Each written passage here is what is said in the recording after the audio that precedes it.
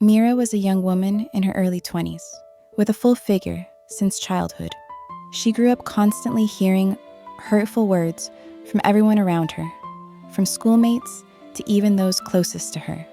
Phrases like, if you lost some weight, you'd be beautiful. No one will ever accept you looking like this. You just seem lazy.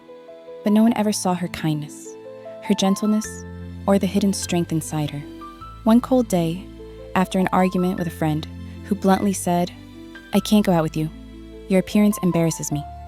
Mira locked herself in her room and cried for hours. In the midst of her tears, her eyes landed on a flyer through the window. You don't have to be perfect to start. Just start. She hesitated and then smiled slightly, as if something inside her had sparked. The next morning, she decided to go to the gym. The gym was filled with athletic bodies, confident faces, and fast movements. Mira felt out of place and almost left. But then a tall, handsome young man with warm features approached her and said gently, Welcome. I'm Coach Jack. Are you ready to start your change? She shyly replied, I'm not like them. I don't belong here. He smiled and said, Everyone you see here was once just like you, but they chose to keep going.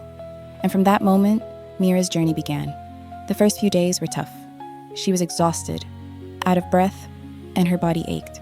But she came back the next day, simply because Coach Jack would say to her every time, You're stronger today than you were yesterday. That's what matters. A month passed, and then another.